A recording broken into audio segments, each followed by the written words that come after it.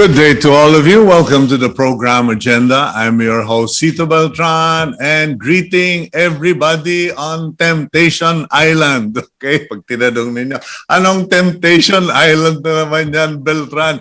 There are so many of you so tempted to buy lotto tickets today because it is, 330 million plus na po. Anyway, just trying to lighten the morning because we are going to have a bit of a heavy discussion regarding economics, presidential appointments, and where's the chicken? Doon po sa Amerika in the 80s, I remember a commercial that went, where's the beef? Dahil sobrang liit nung beef ng mga burger, naging advertisement yon. Where's the beef? Ngayon po, where's the chicken? Because fast food chains are having problems serving chicken. And I've been talking about that since 2 weeks ago. Sinabi ko na sa inyo yan, magkakawalaan ng manok dahil nakita na namin yan. Anyway, we will be discussing that with our guests. But for the meantime, let's go with our daily starter today, July 7, 2022, 7-7. Para sa inyong mga tiga Ilocanda, good morning ulit. Nanggaling tayo dyan sa Lawag, Bigan, and Narbacan. And it is 7-7-22. Our daily starter is the true test of your faith is being able to thank God even when you don't get what you wanted. Remember, He knows what's best for you. Trust Him. So kung hindi kayo tumama sa wedding at lalong-lalong hindi kayo tumama sa loto, trust the Lord, He will provide for you. Let's now go to the front page of the Philippine Star for a quick review of what's in the news. The headline, Marcos pushes boosters to contain COVID spread, okay? While the economic team of BBM is cool to lockdowns. Okay, papag-usapan din natin sigurado yan with our guest. Foreign Minister of China is in the Philippines and cites friendly policy. And mapapansin po ninyo yan in the videos with the Chinese Foreign Minister Wang Pi that he was so nice, so polite, so friendly to BBM and to Vice President Sara, unlike past years na medyo maangas at may arrive yung mama when talking about China's domination of the West Philippine Sea. Meanwhile, Lagdameo named envoy to the United Nations, Juni Cua heads PCSO. The President Marcos has designated Antonio Manuel Lagdameo as permanent representative of the Philippines to the United Nations. And before some of you react, please be aware that Mr. Lagdameo is a true veteran. He is a true veteran diplomat. And yan po, hindi macha-challenge ng sino man na talagang siya ay kumbaga, pati butiki sa corridors of diplomacy and the United Nations, kilala na siya. Okay, July 9 declared a holiday for Eid al-Adha. Okay, I hope I pronounced that correctly. Sabado is a holiday for our Muslim brothers, but also for the country. Okay, and Chacha not a Senate priority according to incoming Senate President Miguel Zubiri. Okay, there are other legislative agendas to consider. So yung Chacha, they are not going to put that in the schedules. Okay, meanwhile, Meralco to refund consumers 21.8 billion this month. And as I mentioned earlier, Jollibee, McDo, and Mang Inasal naghahanap ng manok. They all face chicken supply crunch.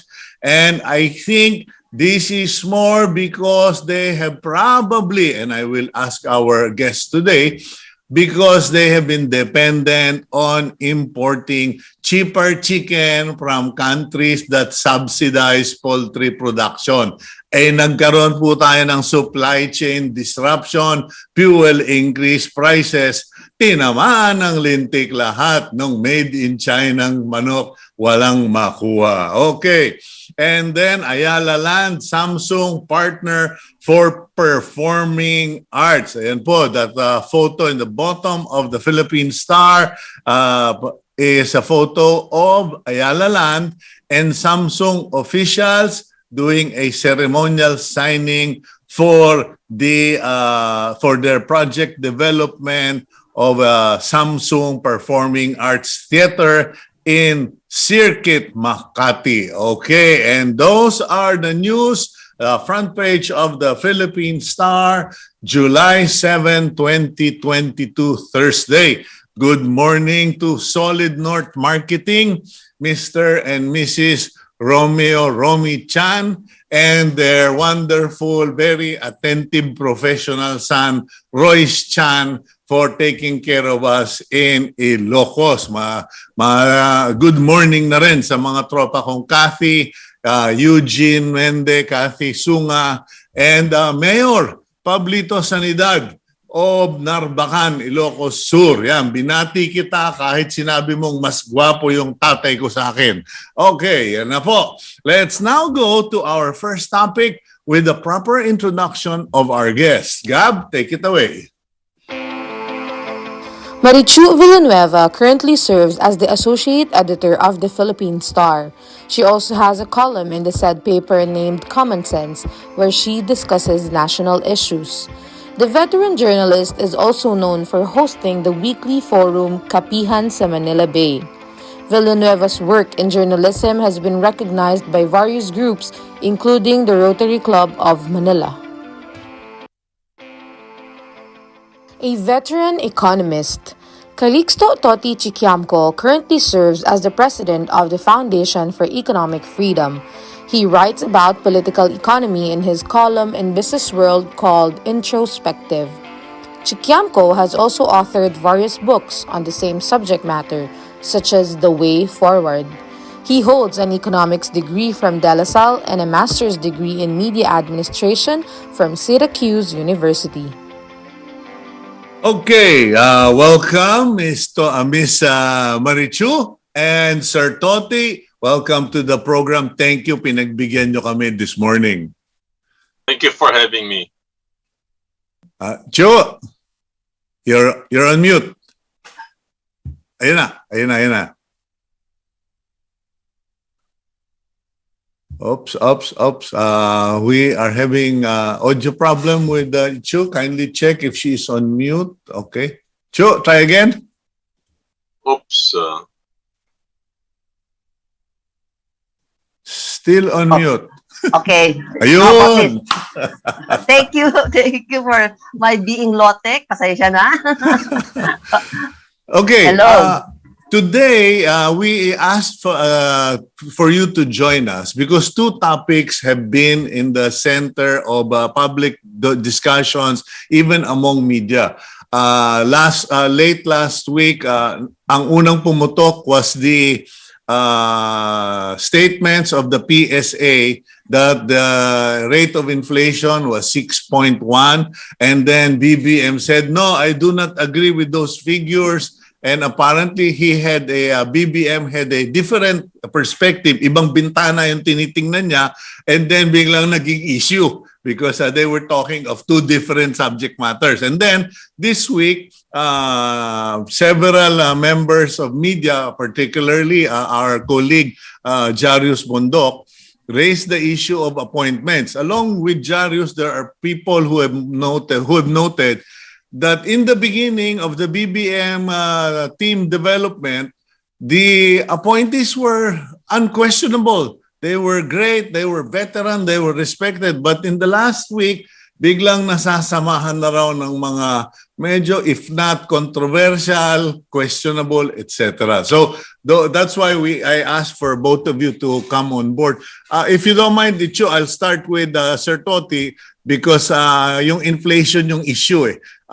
Sir Toti, regarding this 6.1, regarding the choice of economists, etc., and the disruption in the economy, where are we really? Kasi parang lahat naman yata ng bansa may problema sa inflation. Tama yun, Cito. In fact, we only have 6.1%. Sa Amerika, more than 8%. I think if sa Turkey, mga 100%. So it's a global phenomenon, inflation, because driven mainly by oil prices, and food shortages. Okay, now, why are we paying attention to that figure? Kasi, in this day and age of, and I'm not being political, ladies and gentlemen, or Ichu, no, Ichu, please just join in.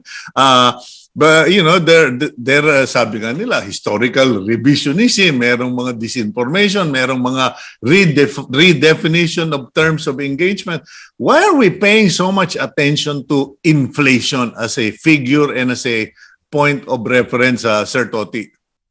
Well, it affects a lot of things, including interest rates, expectations about wage increases, etc. But most importantly, it affects the poor. The poor are the ones most affected by inflation because they spend most of their money on food, for example. Mm-hmm.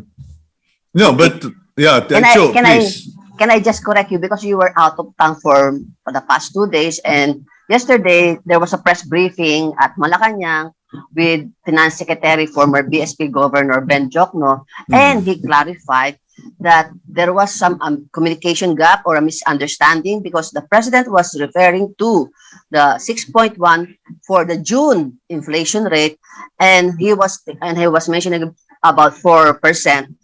The difference was the president was referring to the year January to June for 4%.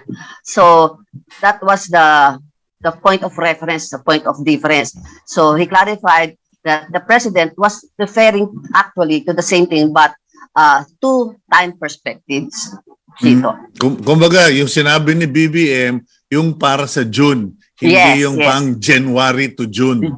Yes, which is 4.4%. Yeah, okay. Sabi niya 4. Sir Toti, why don't we, and I'm just asking, why are we not focusing on growth rate or figures of potential growth rate? Bakit laging inflation? Kasi mga nakakausap ko, mga ordinaryong tao, parang, hello, ano bang pakialam namin dyan sa inflation na yun?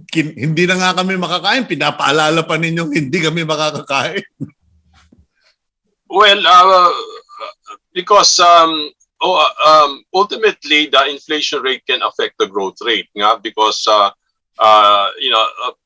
the central bank may have to raise interest rates to tamper down inflation, and in turn that will affect the growth rate. So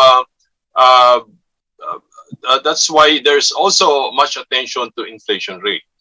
Okay, now what are you and Ichu, what are you guys picking up out there in terms of, kasi parang we're stating the obvious here. Yes. Everybody knows the problem already. What is the solution? Yes. I was impressed by the way the president talked last Tuesday after his cabinet meeting especially with his cabinet economic team. And he really talked in layman's language because he was referring to inflation in a layman's language na he wants, you were right in saying, sabi niya, imported inflation because we rely too much on imported chicken parts and imported rice, imported pork because of the ASF. So he was trying to explain to the public through the press conference that day that the 6.1% inflation was primarily pushed by what he termed as imported inflation because of so much importation. So, but the other side of it was that in the previous administration, they resorted to importation because there was disruption of supply because of the ASF on the pork and hogs. And I don't know what happened to the poultry because there was not much avian flu, but there is a recurring event of avian flu. And that is why he was trying to, PBBM was trying to explain to the public that there might be a shift in the policy directions of addressing inflation by not following the through the interest rates, because since this was imported inflation, it was reacting to the U.S. federal raising of interest rates and other factors externally that we absorb because we have low production, low productivity. So, Okay. Toti, what? Yeah, your go ahead, point? go ahead. Toti? Well, my thinking is that over the short term, you can't help but import. The fact is there's a shortage of domestic supply. Our production is not enough, whether that's chicken, that's pork, that's corn, that's rice. So, as a policy, perhaps that's good to emphasize self-reliance, etc. But that will take time. In my view, I think on the short term, the administration has no choice but to allow for importation. Because we just don't have enough, not even fish. Yes, that's what PBBM stressed during his press conference. I forgot to mention about the poultry because he was mentioning about the low production in corn. Cito, you're very well aware that the corn feeds, di ba? The second part is corn feeds and the corn for human consumption.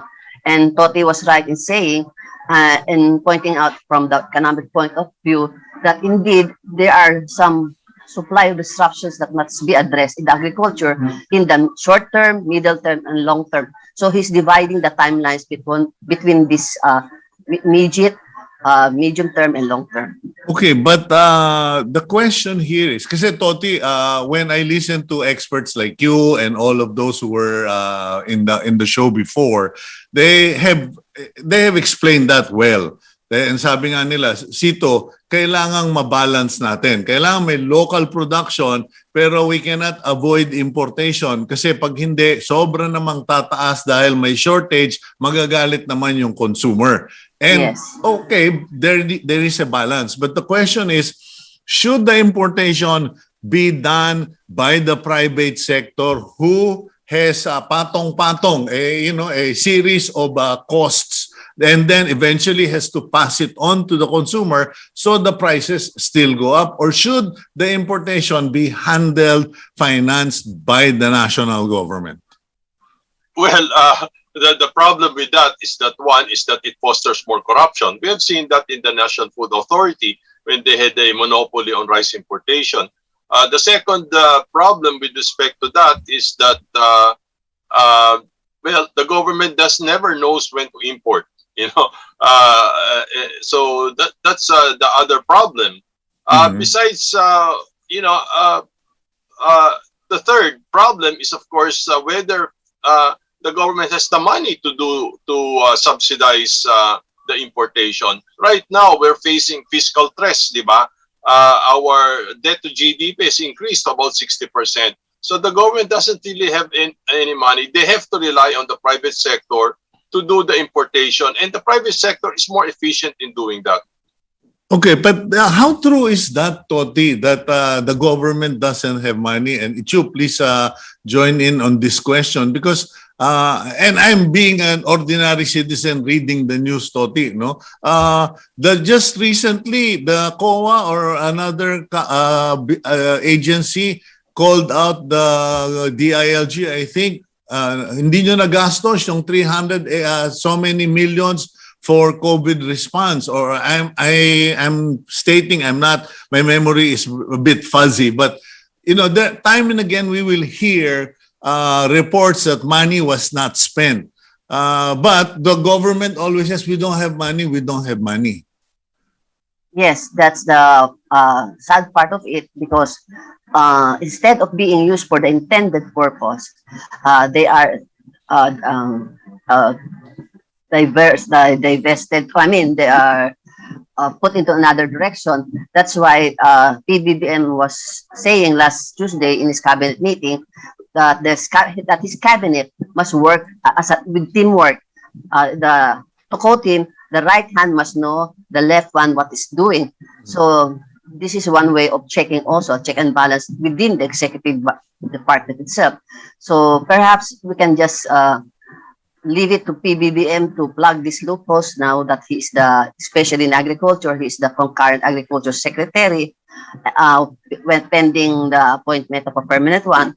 And you mentioned about the COVID, especially in COVID, the DILG issue was on the COVID funds that they were supposed to spend. But he still does not have chosen yet the health department secretary. Yesterday, he met already with the health authorities, and I think he was trying to consult with the stakeholders on who to appoint as new health secretary.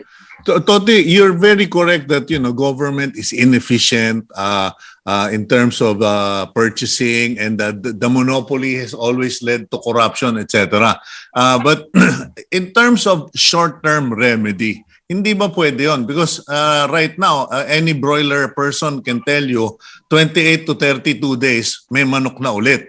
Basta mabigyan lang sila ng affordable feeds at meron silang market. Kasi we backyard farmers, I'm one of those na, or at least now I only teach, I don't produce anymore dahil sobrang mahal ng feeds tapos wala ka pang market. But now that there is a market, if there is a market, can the government do short-term solutions or remedies dito? Parang okay, sige, ang mag-i-import tayo, bibili gobyerno, but only for the next 30 days or 60 days, for like that. Hindi ba kaya? Well, I think it's even more inefficient to let the government do something. As you know, there are plenty of red tapes. They have to go through so many approvals. I don't think that's the solution to the problem. It's really the private sector. If there is a shortage, then the private sector allow them to import. The problem for especially for agricultural goods is that we still adhere to quantitative restrictions. In other words, the private sector is not free to import. There is only a certain level that they're allowed to import with a quota, high quota, 35 to 50%. And I think the economists will tell you the preferred method is really to abolish all these quantitative restrictions so that the government doesn't decide when to import, how much to import, etc. Just impose a uniform tariff of 5% and let the market work. That's how it should be. Yeah, but in this issue of the chickens, I get the impression that there is chicken out there, but it is not the value. It is a chicken that the fast foods don't want to pay for. Yes, Yeah, that's because the the other thing is the cost of corn is very high. The cost of our corn here is almost double that of Thailand.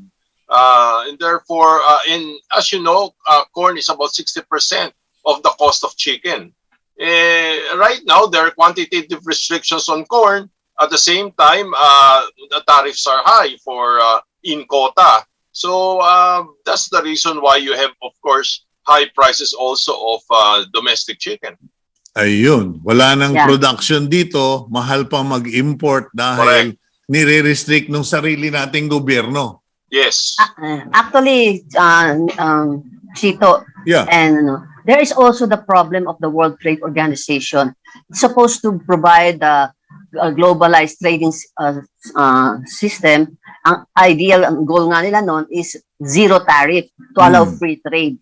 And apparently, the rich members of WTO, and which you know naman, US and etc., the EU, are the ones really making it big because they subsidize their agriculture. As our government cannot subsidize all. So the Philippines and other countries, poorer countries like us, have to resort to quantitative restrictions to protect our own farmers, our own producers. So really, it's a balancing act for the globalized trading system. And Mr. Chikiamco can further elaborate on the WTO that has been in operations for more than a decade already, and yet they have not achieved that dream of global free trade. Well, I think maybe some Western countries subsidize their, let's say, chicken and pork. But, I think in Thailand and in other countries like Vietnam, it's not so. But the problem really is our local agriculture is not competitive at all. Yes. The problem is we have a structure, especially corn farmers. The average land size of corn farmers is half a hectare. so that's a big problem. The average age of farmers in the Philippines is 55. The average level of education is grade 5. And then the average land size is very small. So small-scale agriculture, in order to increase productivity, increase production, you need capital, machinery, science, technology, management. And you can't apply that to very small farms with aging farmers. So that's the problem. The long-term solution is really to change the structure of agriculture toward commercial farming. In fact, yung sa problema sa ASF at yung mga viruses, walang biosecurity controls ang mga backyard operators. That's where, in fact, that's how ASF also spreads. The other thing is the backyard operators, because of the high cost of corn, they resort to swilling. Yung bang kaning baboy, di ba? Which can be infected, and therefore they spread. Again, because of the high price of corn. So that it spawns a lot of problems. But the long-term solution is really to increase productivity domestically. But is it also, kasi pasensya na Toti, I'm a backyard, or I was a backyard racer until I got hit by ASF. And I can tell you that part of the problem is the mentality of our Department of Agriculture, or our society as a whole, is that we do not respect agriculture, we do not respect the farmers, and we do not invest in actual education of the productive sector. Kasi iisa ang ating pig husbandry school sa Luzon, or the entire Philippines, which is in Lipa, Batangas. And ang nagiging what complicates it is the economist's perspective that we need to be efficient with our usage of money and resources. So, ang nangyari, naging dependent tayo with importation for so many years. And as Ichu pointed out, BBM said that our problem of inflation is an imported problem. Yes. It is imported because we have no choice but to import, because our production is so low. Yeah, but when do we stop, Toti? Kasi I'm not fighting with you, Sir Toti. Yeah, of course. Kasi yung frustration ng marami is, naintindihan namin, we understand we need to import because we don't have enough. But it's like an addiction. You keep taking a shot, and when do we stop this addiction to importation? When we have changed the structure of agriculture toward commercial farming. I agree with you that we have historically neglected agriculture, and it's time that we focus on agriculture. But the problem, when you're mentioning your problem as a small backyard operator, the problem is 60% of our budget for agriculture just goes to rice alone. So nanineglect lahat. Other agriculture industries, from livestock to other products, mangoes, fruits, fisheries. So yan ang problema, Okay. At the same time, the Department of Agriculture has been inefficient in spending the money, whatever money that they have. A slight shift in our discussion. The second topic this week that has been cropping up in the chat groups and in media is the sudden slip-ups, kumbaga, speed bumps in the choices of nominees. Meron pa rin magagaling na na-appoint into government position, pero may mga controversial names na lumalabas. Ichu, what is your observation there? Cito, frankly speaking, maraming nag-aambisyon. They are the ones even issuing press releases, and I must admit, one of our reporters nakuryente, because one of those na sinabing in-announce niya is going to be the new airport manager, and it turns out Department of Transportation Secretary Bautista has not yet even nominated his own people to fill the vacancies at the DOTR and at its attached agencies. Now, number one. Number two, of course, there are juicy posts that we are being contested by so many nominees, and there are so many endorsements. And you know, these endorsements really, and our Philippine society count a lot. And and for now, I can blame it to, as you said, speed bumps, birthday, so to speak.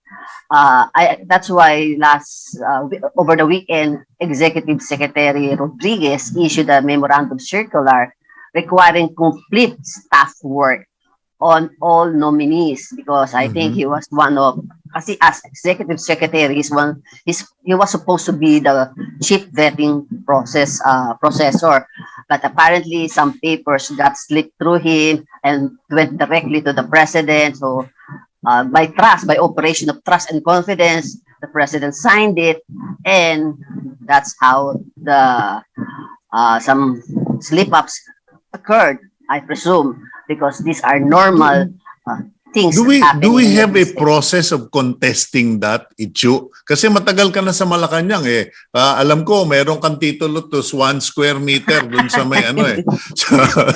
So okay. But I mean, is there a provision in law or in the process where someone can send an email or a protest to Executive Secretary Vic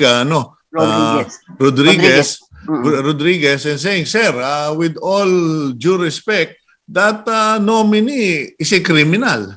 Yes. We have under our constitution the Commission on Appointments. As you know, the bicameral body of Congress in terms of presidential appointees from the ranks of cabinet secretaries down to colonels and generals in the military. And in the foreign service, career officials and constitutional bodies. These are the checks that they go through, the appointees. However, the underlings, the undersecretaries and below, that's where the problem lies. Kasi these are usually, as PBBM also announced, he is leaving it up to his cabinet, individual cabinet members, to do their own vetting process, because they are the ones who gonna submit to him their recommendations. He said, I'm giving them the leeway to choose their own people, but it goes with the colatilla. You must be sure that your nominees are not criminals. Alam mo, dapat, Itcho, magtayo tayo ng bagong programa ni Sir Toti tsaka yung mga ibang tiga-media at tsaka ng mga economist. Parang forum, parang yung presidential debate and vice president. Sige, tumayo ka dyan at idepensa mo yung sarili mo kung you are qualified. Okay? But Sir Toti, what about in your field among the economists? Because may nadinig din ako eh. I heard of an individual who was spending money on press releases, PR, etc., to set himself up as a financial expert and the next so-and-so in the monetary system of the Philippines. But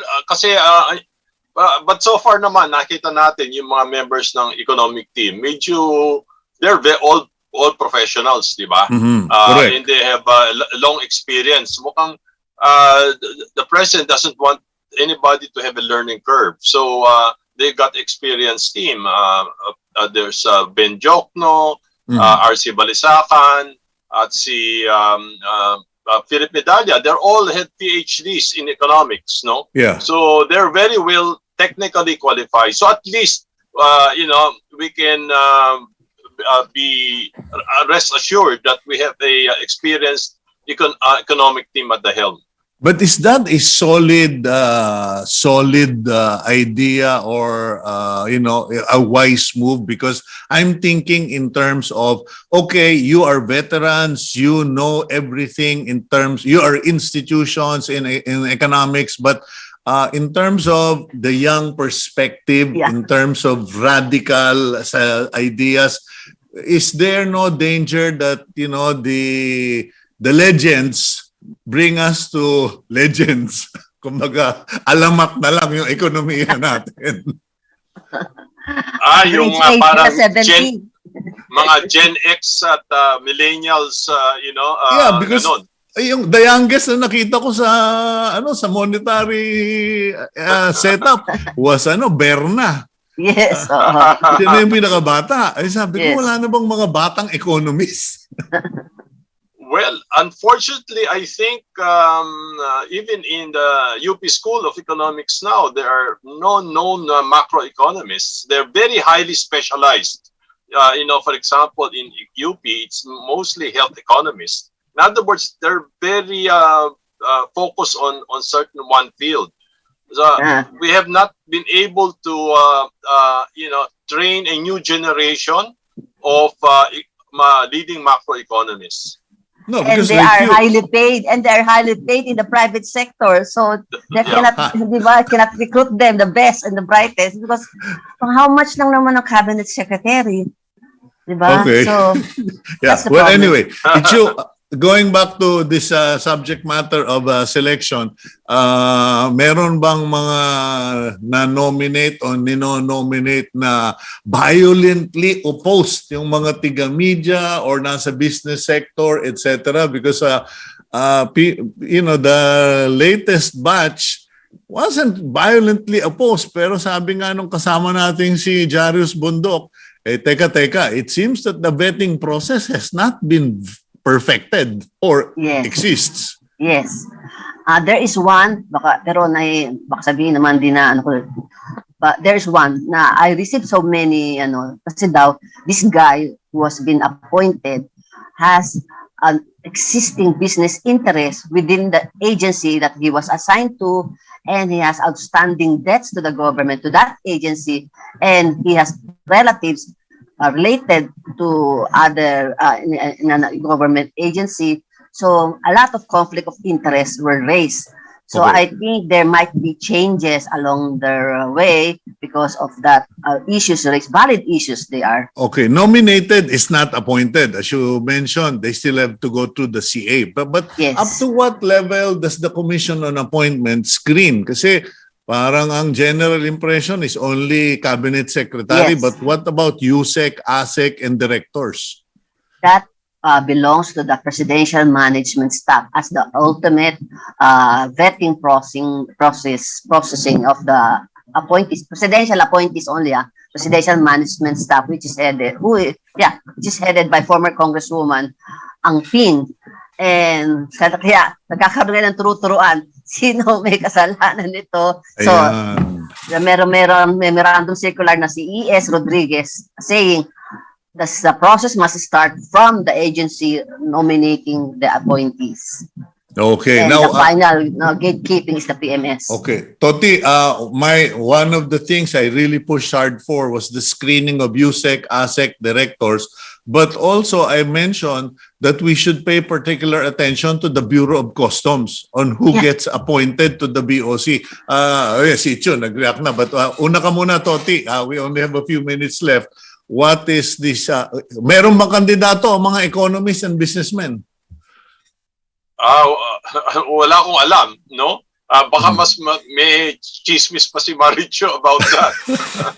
Bakit ba naging official and formal pa word na yung chismis? Marites. Ito, Okay, Marites. Ano ang sinasabi tungkol sa BOC, Marites? Isang retired major general is being nominated. And this is not Marites actually. It actually came from Ben Jokno, Finance Secretary Ben Jokno himself, because I asked him, Sec, who are your nominees to the your attached? Does the name starts with the letter P? Hindi niya binigay. Basta sabi lang niya, retired major general. Pero sabi nga ni Secretary Jokno, I was given that free hand to choose my own staff. So, he already succeeded so far sa mga na-appoint na. Pero kahapon may bagong BIR. Deputy Commissioner. Oo, Juan Revilla. And we were asking, is this related to Senator Bong Revilla? Wala naman daw, hindi naman daw. So, hindi ko pa natanong kay Secretary Jokno kung nominee niya yon. So, most likely, nominee niya yon. Well, let's all just work together, pray together that we get the right people, particularly in the Bureau of Customs and the Bureau and the Department of Energy, the DNR, wala pa rin, di ba? Yes. Okay. DOST rin. Natural resources. Oh, Wala pa natural rin. resources, Science science and and technology. Okay, And well, health. and Tatlo. health. Okay, well, clearly, President BBM is being careful. Vic Rodriguez, Executive Secretary, is now being extra careful. And hopefully, let's just pray that wisdom prevails and prudence is in the heart of those nominees who are not deserving. Okay, thank you very much, All right. Chiu. Toti, thank you you. very much. Thank you. Thank you, Cito. Thank you, Toti. Okay, that's a pleasant morning with our guests this morning, Associate Editor of the Philippine Star, Marichu Villanueva, and economist and business world columnist, Calixto Toti Chikiamco. Yan po. We'll go for a quick break. When we come back, where's the chicken? Pag-usapan natin yung problema, as I pointed out while reading the headlines. I personally believe that the shortage being suffered by fast foods has nothing to do with the local supply. They have simply been dependent on the imported variety of chicken, which is cheaper, subsidized by the host or the providing country. And ayun po, business yan eh. The cheaper the material, the higher the profit. Pero ngayon, we pay for our sins. You got cheap, now you got nothing. We'll be right back here on Agenda.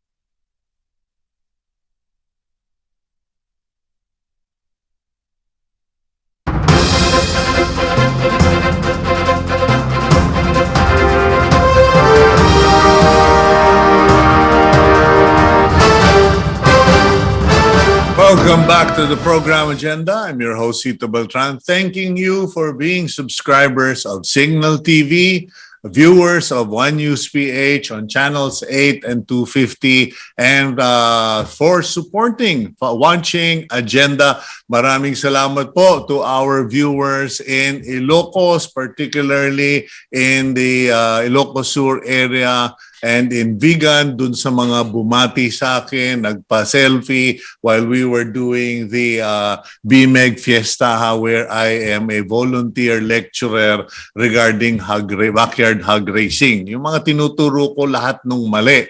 Kasi pag ginawa pa niyo yung mali, ang tawag sa inyo tanga. Okay, those who have attended our seminars know what I'm talking about. But today, we're not going to be talking about pigs. we are going to be talking about quails pretending to be chicken. Yung pugo na nagpapanggap na manok sa sobrang liit ng manok. May mga nagtatanong sa sir, ano ba yan? Kalapating mataba o pugong pinalaki? Okay, anyway, let's bring in our first guest, our next guest. He is chairman of the United Broilers Racers Association. Let's watch this video.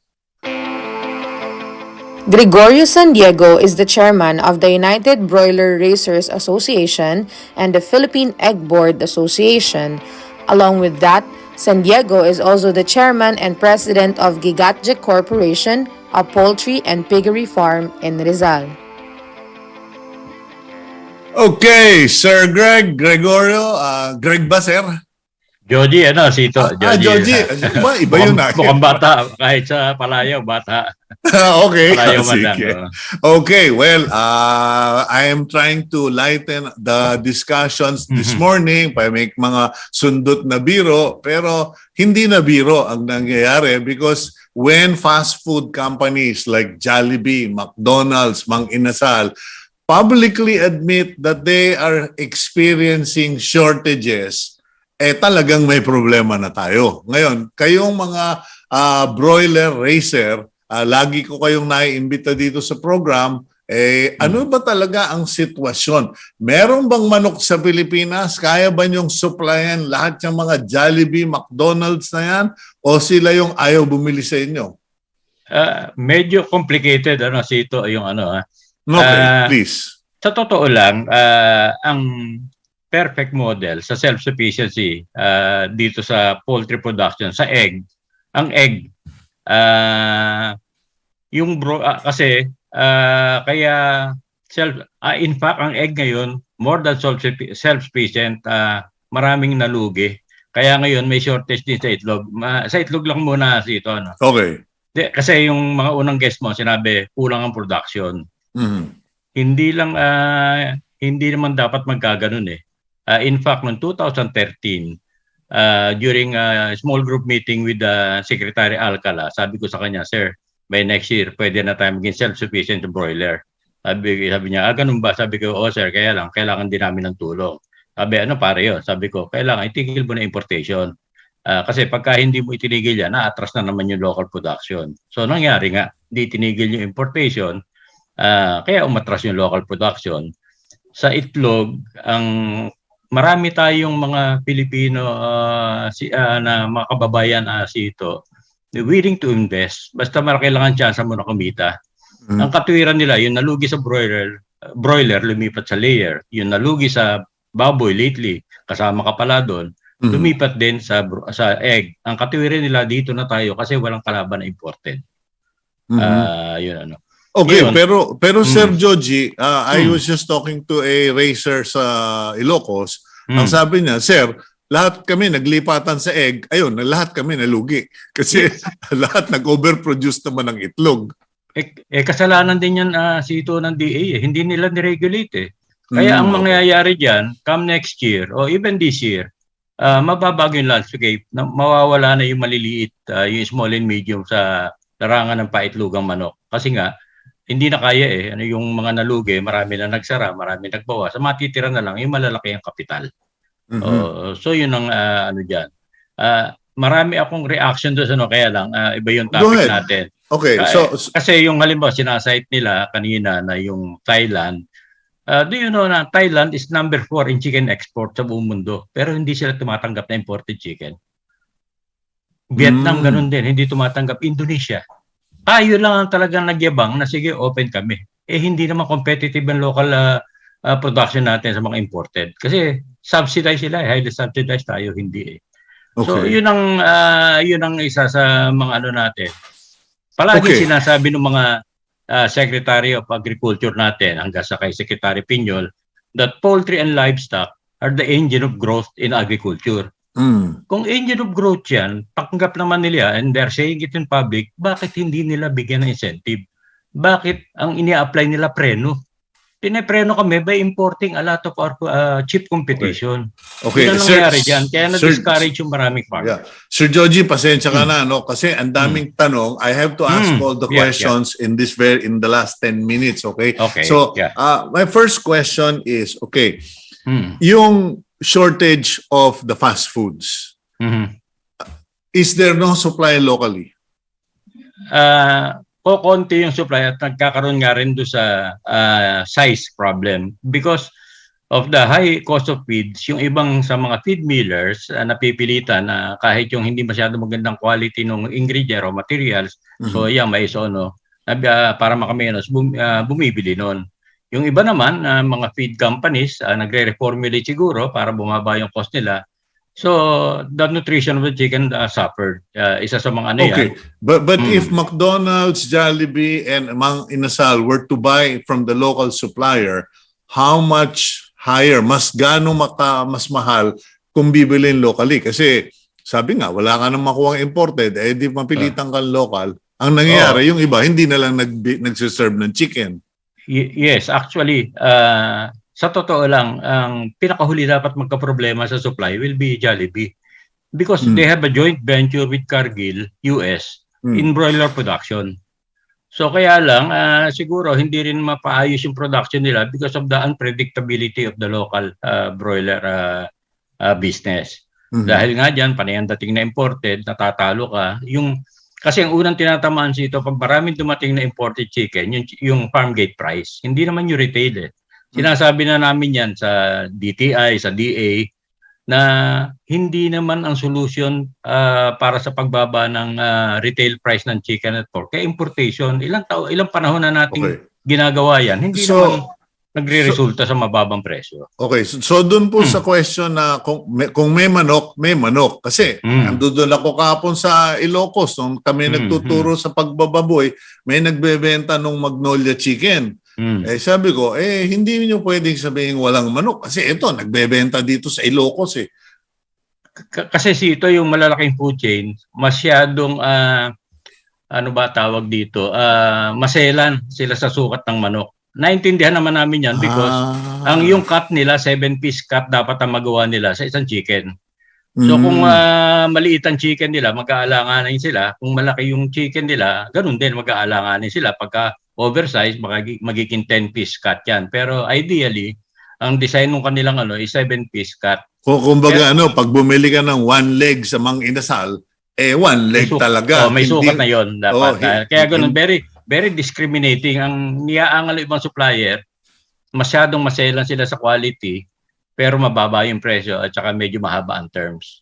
Ayun. At the moment, ang problema, kaming mga producers, yung mga maliliit, sa hirap halimbawa ng feed, kung minsan bibili ka ng feed cash, kung ang dadalan mo terms, mapuputol talaga yung kasi noong unang panahon, ang terms 30 days, 60 days. Ano na ba ang terms ngayon pag nagbebenta kayo sa mga malalaking food chain? Nitong nagka-COVID, umabot daw na 90 days sabi ng mga supplier. Kami maliliit, hindi naman kami nagsusupply dyan. Correct, yung malalaki yan nagsusupply dyan. Sa 90 days, nakailang salang ka na ng broiler no? Kung 28 ng 20, tatlong salang. Kasi ang cycle namin mga 55 to 60 days. Kasi mag-harvest ka mga 30 days, 30 hanggang 35 days, maglilinis ka, maganon. So, to complete the cycle is around 55 to 60 days.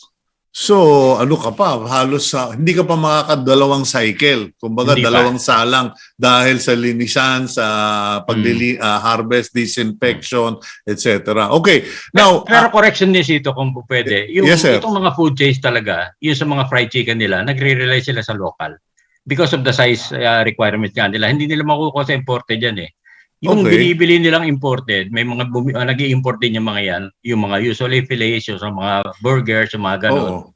Pero sa fried chicken, mostly local yan, unang-una yung quality ng local ang pinakamaganda talaga eh. And also, ang size ng mga imported chicken, malalaki sa ibang bansa, so nahihirapan sila doon sa, sinabi ko na ng mga cuts, sa ganun. So, karamihan talaga dyan ang gamit nila local. Okay, so at least thank you for correcting me and correcting the general impression kasi ang umiiral na paniniwala is that yung mga food chain, yung mga fast food, lahat ng manok nila imported. So local ang kanilang binibili pero masyado silang maselan sa cut size, sa weight at saka masyadong mahaba yung bayaran ng mga delivery, inaabot ng 3 buwan bago ka mabayaran doon sa mga na-deliver mo na. Yun nung COVID, yun ang nasabi sa amin ng ibang mga member namin na gano'n. Pero bukod dyan, siyempre volume purchase yan, mas mababa yung presyo nila. At saka nakalock in yan for several months yung ano.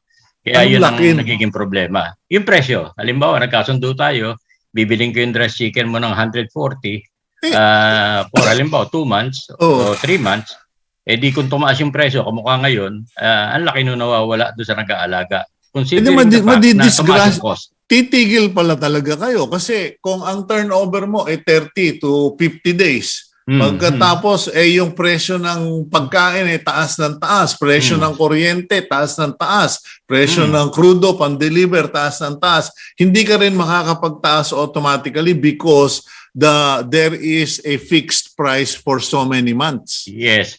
Ano na lang, ihalin tulad natin sa Malaysia. Bakit nawala ng chicken ng Singapore? Ang Malaysia, medyo advanced na sa broiler production yan. Pero nilagyan nila ng cap, yung retail price, tumigil yung mga poultry farmers sa Malaysia kasi lugi sila.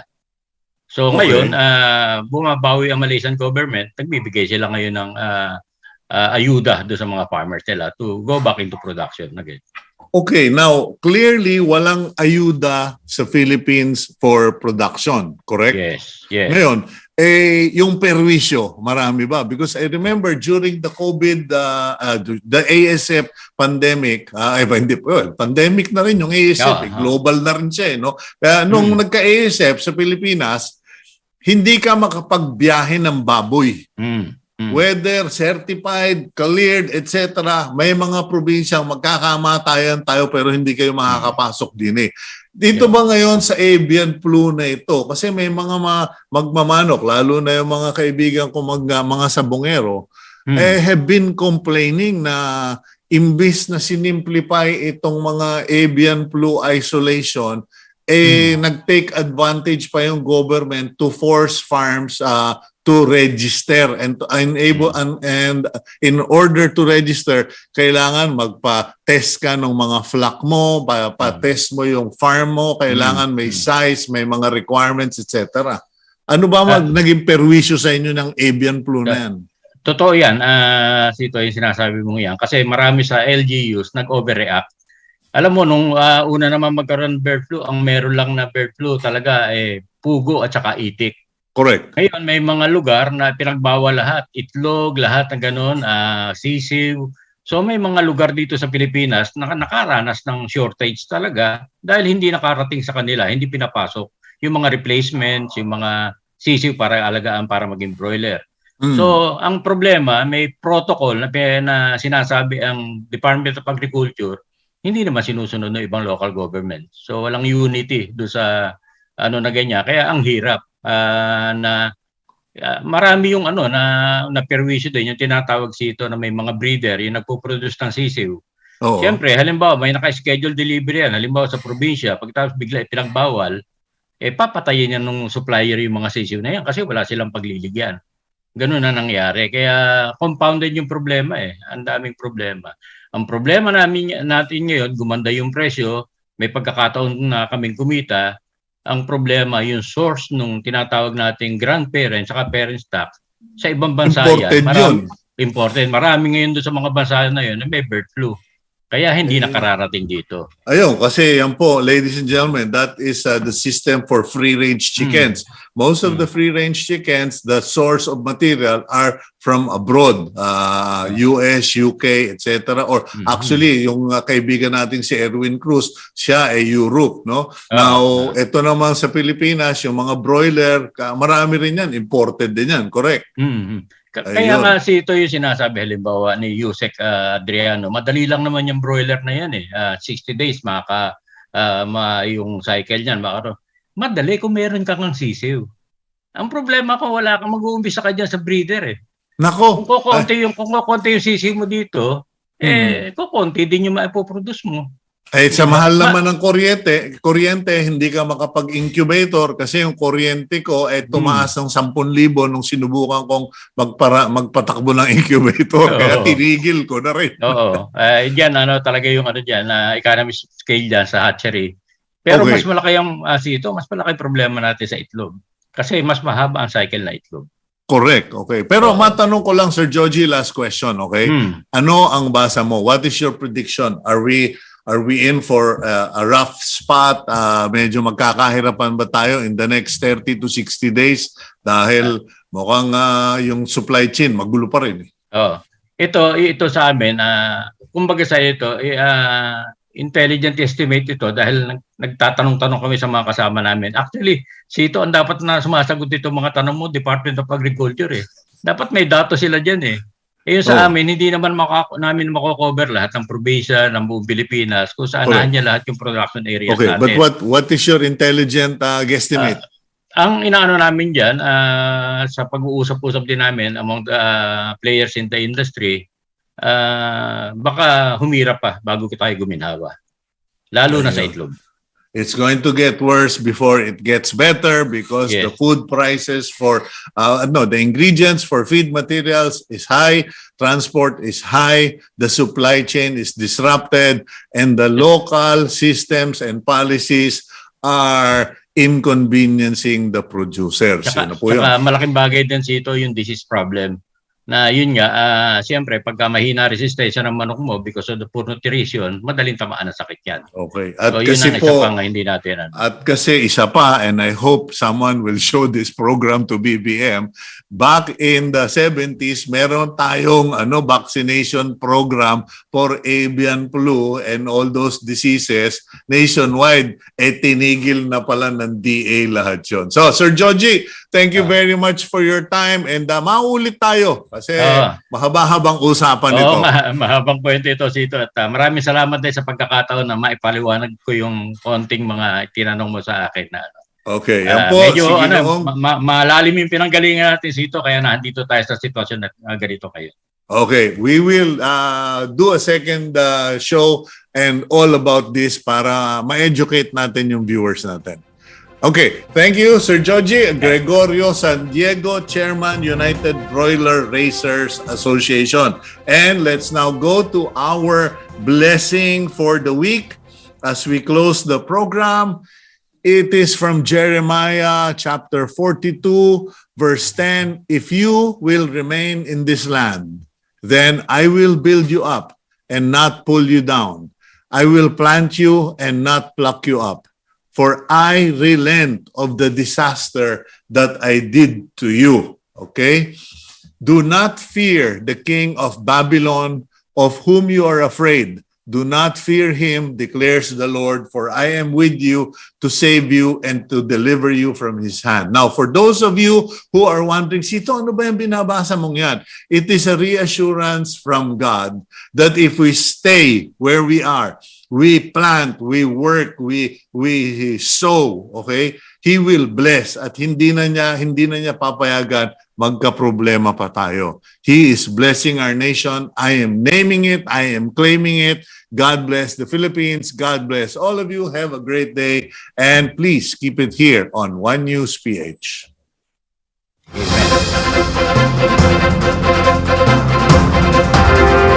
Amen.